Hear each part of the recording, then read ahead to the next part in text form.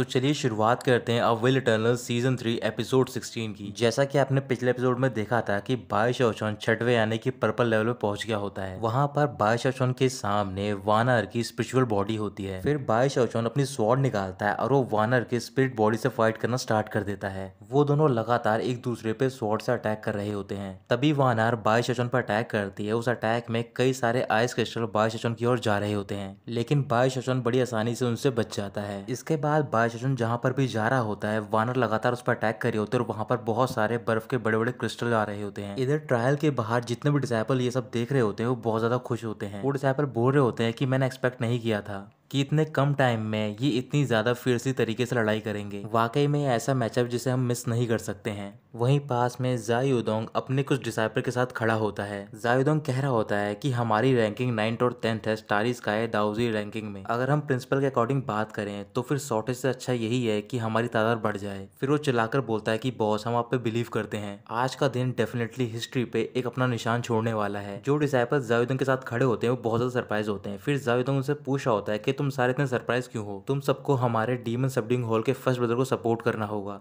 वो सारे जा युडोंग की बात मानते हैं और वो बाय शोचोन के लिए चीयर करना स्टार्ट कर देते हैं। इधर ट्रायल के अंदर 6th लेवल पे जो एरेना होता है उसके चारों ओर बर्फ के बड़े बड़े क्रिस्टल जम गए होते हैं। बाय शोचोन उन सारे क्रिस्टल के बीच में होता है और कह रहा होता है कि कुछ ही साल हुए वानर को हमसे अलग हुए। इसके बावजूद भी वानर लेट जिंदान स्टेज या फिर कहें तो गोल्डन एलिक्सिर की लास्ट स्टेज से ब्रेक थ्रू कर चुकी है। और जो ये टेक्निक यूज कर रही है वो कैसे न्यान न्यान जू से सिमिलर हो सकती है। तभी वानर के हंसने की आवाज आती है और वो क्रिस्टल के चारों ओर घूम रही होती है। बाय शोचोन थोड़ा सा सतर्क हो जाता है। तभी वो कुछ महसूस करता है अपने पीछे और वो वहां पर अटैक कर देता है। पीछे का आइस क्रिस्टल ब्रेक हो जाता है और बाय शोचोन को अपनी ही इमेज नजर आ रही होती है। उसी टाइम वानर अटैक कर देती है बाय शोचोन पे और बाय शोचोन भी अपने पाम से उसे काउंटर कर रहा होता है। वो अटैक वानर का बहुत ज्यादा पावरफुल होता है। इस वजह से कुछ देर काउंटर करने के बाद बाय शोचोन दूर जाकर गिरता है। फिर बाय शोचोन अपना हाथ चेक करता है और बोल रहा होता है कि मेरी टेक्निक जितना ही ये कोल्ड है, लेकिन डिफिकल्टी की बात है ये इवल ऑरा जो कि एक यिन एनर्जी की फॉर्म में है। मैंने इसे कहीं पर तो देखा है। उसी टाइम वानर वहां पर आती है और बोल रही होती है कि बैटल के दौरान तुम्हें एब्सेंट माइंड नहीं होना चाहिए। ये कहने के बाद वो अपनी टेक्निक यूज करती है और चारों ओर बर्फ जमती जा रही होती है। फिर वो अचानक से बाय शोचोन के ऊपर अटैक कर देती है। ट्रायल के बाहर सारे डिसाइपल बहुत ज्यादा एक्साइटेड हो रहे होते हैं और बोल रहे होते हैं कि अब बाय शोचोन ये बैटल हारने वाला है। ये सब देखकर जा युडोंग बहुत ज्यादा इमोशनल हो जाता है और वो बाय शोचोन का नाम ले रहा होता है। ट्रायल के अंदर वानर के अटैक की वजह से चारों ओर फॉग हो गई होती है। फॉग के हटने के बाद पता चलता है कि बाय शोचोन को कुछ भी नहीं हुआ होता और वो कह रहा होता है कि इस अटैक से मुझे एक अनएक्सपेक्टेड गेन हो गया है। मैंने ये एक्सपेक्ट नहीं किया था कि जो हान वेन्या का मास्क है वो इस कोल्डनेस को अब्सॉर्ब कर सकता है। इधर ट्रायल के बाहर एक मेल और फीमेल डिसाइपल भी पहुंच जाते हैं। मेल डिसाइपल कह रहा होता है कि ये बाय शोचोन काफी स्मार्ट है। तभी फीमेल डिसाइपल बोल रही होती है कि जो वानर की कोल्डनेस है वो काफी डिफरेंट है, लेकिन ये टेक्निक बिल्कुल बाय शोचोन की टेक्निक की तरह है। जैसे तुम अपने कल्टीवेशन पे ध्यान दोगे वैसे ही तुम इस एनर्जी को एब्जॉर्ब करके अपने फायदे के लिए इस्तेमाल कर सकते हो।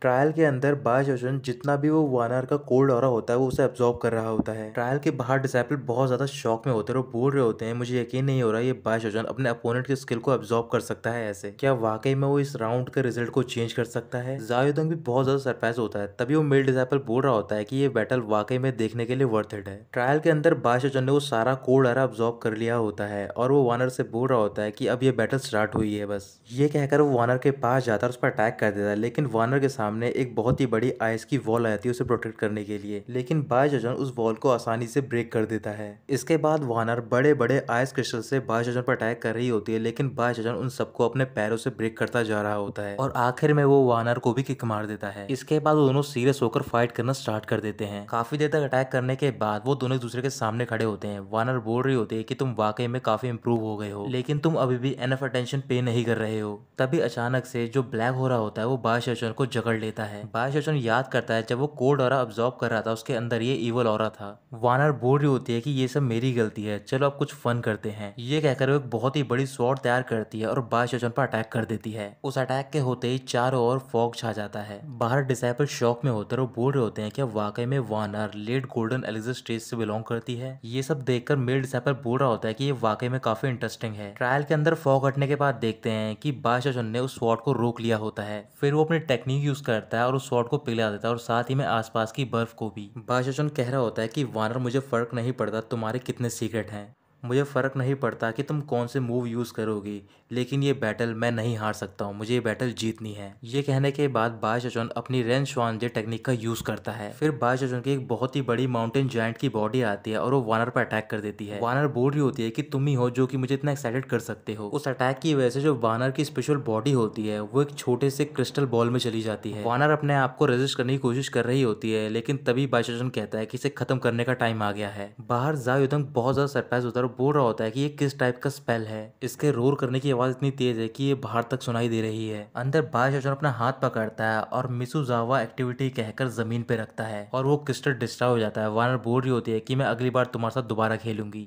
ट्रायल के बाहर सारे डिसाइपल बहुत ज़्यादा शॉक में होते हैं और बोल रहे होते हैं कि बाय सेचुन वाकई में अमेजिंग है क्योंकि इसने ये बैटल जीत ली है। तभी वो अंदर देखते हैं और वहां पर बाय सेचुन कंडेंसेशन कर रहा होता है। बाहर सारे डिसाइपल बाय सेचुन के लिए क्लैपिंग कर रहे होते हैं और कह रहे होते हैं कि सिर्फ 3 घंटे हुए हैं। बाय सेचुन ने सबसे तेज कंप्लीट किए हैं ये 6 ट्रायल पूरे सेट की हिस्ट्री में। तभी बाय सेचुन के सामने एक डोर ओपन होता है। फीमेल डिसाइपल मेल डिसाइपल से पूछ रही होती है कि तुम क्या सोचते हो इस बारे में। मेल डिसाइपल बोल रहा होता है कि जो पोटेंशियल बाय सेचुन का था ये काफी पॉसिबल था कि वो इस लेवल को कंप्लीट कर ले। ट्रायल के अंदर जो डोर ओपन हुआ होता है उसके अंदर से एंसेस्टर की आवाज आ रही होती है। एंसेस्टर कह रहे होते हैं कि बाय सेचुन सेट तुम्हारी रिक्वेस्ट को मानने के लिए तैयार हो गया है। बाय सेचुन के हाथ में एक लीफ गिरती दाई को अपनी स्पेशल एनर्जी प्रोवाइड कर रहे होते हैं। काफी सारी एनर्जी प्रोवाइड करने के बाद चैन मैन्या और मास्टर डिवाइनर बहुत ज्यादा एग्जॉस्ट हो जाते हैं और वो नीचे गिर जाते हैं। लेकिन फेंग युदे अभी भी अपना दम लगाकर स्पिरिचुअल एनर्जी प्रोवाइड कर रहे होते हैं। कुछ ही देर बाद वहां पर बाय सेचुन पहुंच जाता है। फिर वो लीफ निकालता है और जांग दाहे की ओर पुश कर देता है। जांग दाहे की बॉडी वो लीफ एब्जॉर्ब कर लेती है और एब्जॉर्ब होने के बाद अचानक से जांग दाहे की बॉडी धीरे धीरे ठीक होना स्टार्ट हो जाती है। मास्टर डिवाइनर बोल रहा होता है कि वाकई में काम कर गया है। फेंग युदे खुश होकर बोल रहा होता है कि हेवन और मैन की पावर से ये एग्जिस्ट किया गया है। अब तुम्हारे बिग ब्रदर की लाइफ बिल्कुल सेफ है। बाय सेचुन जांग दाहे की ओर देखकर काफी खुश हो रहा होता है और अचानक से उसकी आंखें बंद हो जाती है और वो जमीन पे गिरने वाला होता है। उसी टाइम चैन मैन्या उसे पकड़ लेती है। फेंग युदे चैन मैन्या से बोल रहे होते हैं कि ये अभी ट्रायल्स है और वहां पर इसकी बहुत सारी एनर्जी कंज्यूम हुई है, ये अपनी लिमिट पे पहुंच गया है, थोड़े टाइम के लिए इसे आराम करने दो। फिर वो बाय सेचुन को एक रूम में ले जाती है और वहां पर लेटा देती है। अब करीबन 3 दिन बीत गए होते हैं और बाय सेचुन को होश आ जाता है। बाय सेचुन धीरे धीरे अपनी आंखें खोलता है और देखता है उसके सामने बैठा होता है सोंग चुए।